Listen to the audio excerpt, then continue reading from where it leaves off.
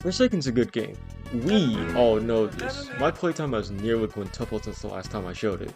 But it's still far from perfect. There's a lot of flaws with the game still, from certain maps and characters to just simple nitpicks on skins. I just feel like yapping about what I want to be added into the game, so here I go. Here's all my yap. First off, my number one hot take for this video is that Jason's behead needs to be buffed. It's the worst move in his kit and barely sees any use outside of finishing off survivors. Jason is meant to rush down players and kill them in a flash. Gashing wounds helps you kill survivors faster and occasionally catch them from making a mistake. And Raging Pace allows you to keep the chase going and keep applying pressure throughout said chase. And don't forget about Raging Parries, they're so satisfying to pull off. My point is, every move in Jason's kit serves a purpose and a use throughout a chase. Behead's hypothetical use would be to disable a survivor's abilities mid-chase to make them an easier target. So I use it as intended and I immediately use them. Why?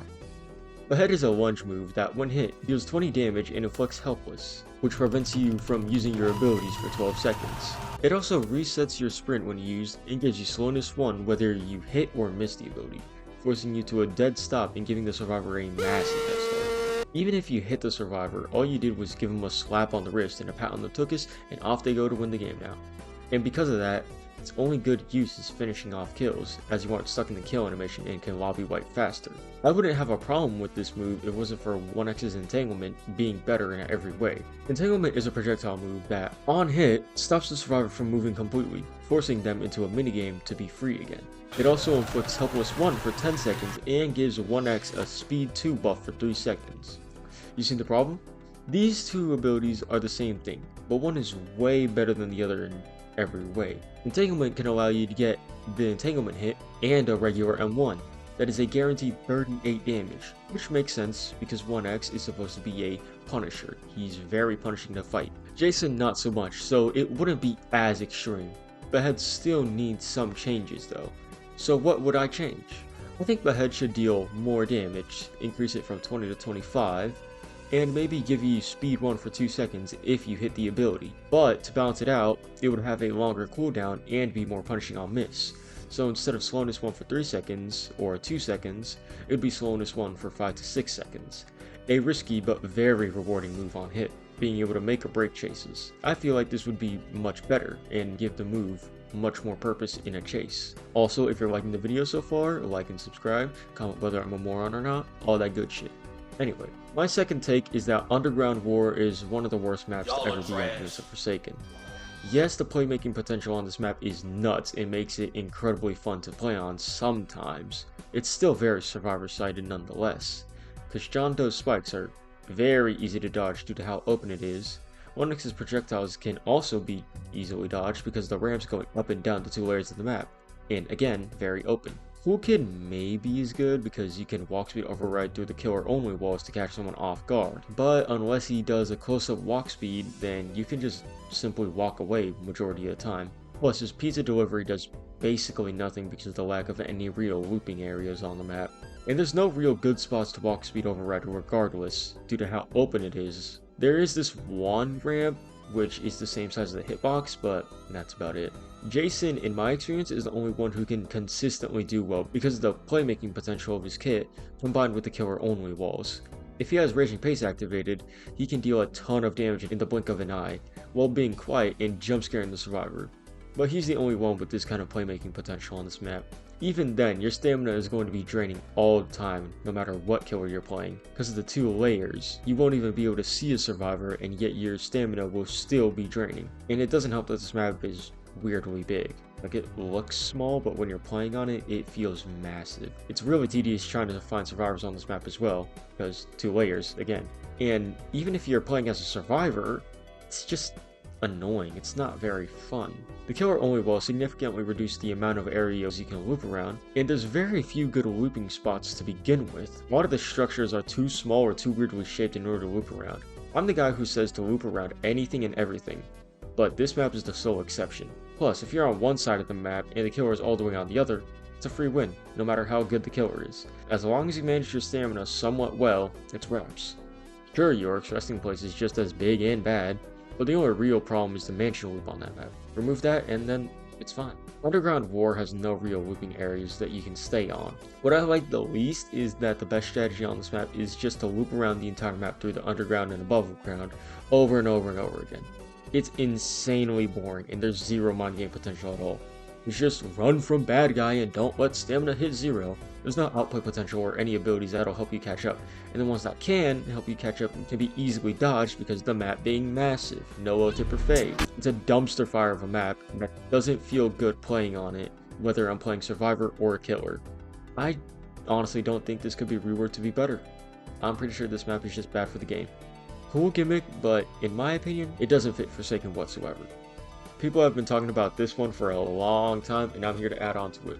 Pro servers. Add them in, come on now. I'm a turbo sweat, and I'm all here for pro servers, because playing with new players is fun the first few times around, but after the 5th domination it gets boring really fast. So I either server hop or go do something else entirely. I'd rather fight good players and have matches where I struggle rather than bully a noob for the 16th time in a row. So pro servers would be an amazing addition to Forsaken, as regular servers would be a lot more casual and normal people can enjoy themselves without having their days ruined.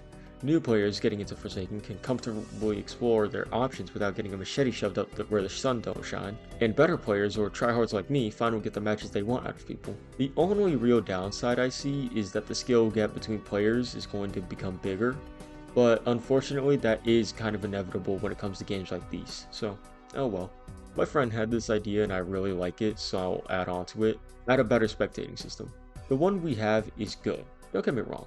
But I think it'd be awesome to add a spectating system similar to that of Die of Death. How it lets you be in the middle of all the action. It feels way more intense and makes watching matches way more exciting. Sure, it'd make the issue of teamers showing the killer where the last guy is a lot worse, but it's a simple solution. But nobody would be able to see the ghosts. It's a small thing and I don't really care whether it's added or not, but I would really like it if it was added in. He also had the idea of adding in a betting system. Kind of like the one in the video for A Brave Soul, but actually in-game. People could bet on the killer or survivor in LMS and the winners would receive some money, while losers would just lose a bit of money. Granted, there will be some people using this as a cash farming method, but I feel like it'd be an easy fix. Since you can make the rewards and the losses not too big, and if there's friends betting on each other, then you can make the amount they win reduce so that way they can't farm money off of each other, or something like that. The best solution would most likely be reduced winnings for continuous betting until you just don't gain anything from it, but that's only if it gets added in the first place, which it probably won't, so oh well. Again, small but lovely change.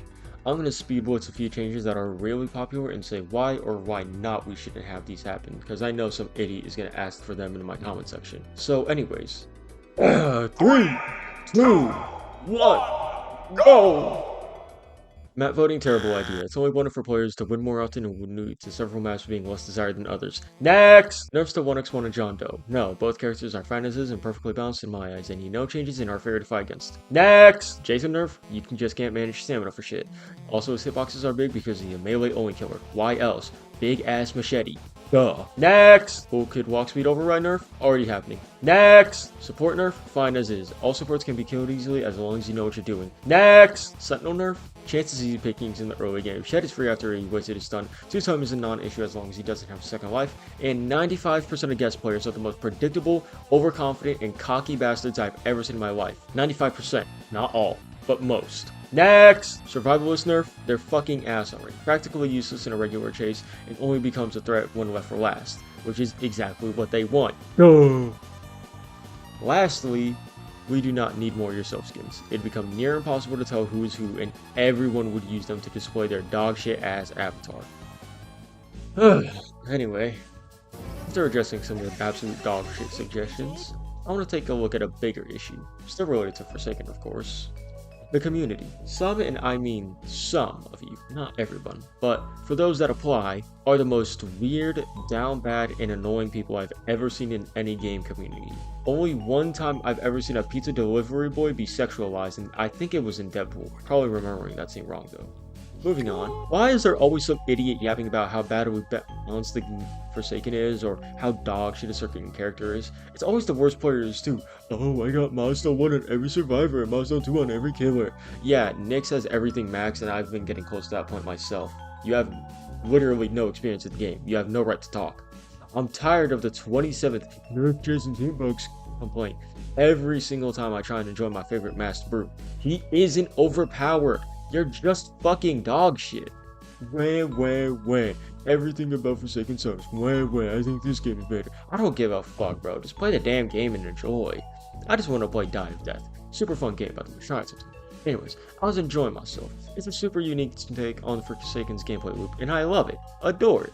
Only to hear some whiny bitch baby going in the chat, this game is so much better than Forsaken. I hate Forsaken because I don't know how to play the game after investing 100 hours into it. Get out of my fucking ear. Get out of the fucking lobby. Nobody gives a damn about what you have to say. Shut your damn pie hole and enjoy yourself for once. Everyone is always so damn negative for no reason, and it's irritating as hell. I can't go one day without hearing why X is overpowered, why Z needs a buff, and why I don't give a fuck. I want everyone to shut the damn trap about the game and play it, experience it, and explore all the characters and classes. Once you have a broad perspective and a ton of time invested, then you can talk your shit. But unless I see a minimum of 12 days and 300 plus killer wins, I don't want to hear shit about the balance. That's all I have to say. Just wanted to share some ideas I had floating around in my head and rant about the interesting community. If you enjoyed hearing my thoughts or me losing my shit, subscribe, like, comment, all that good shit, and watch my other videos. That's all I got for y'all. Take care.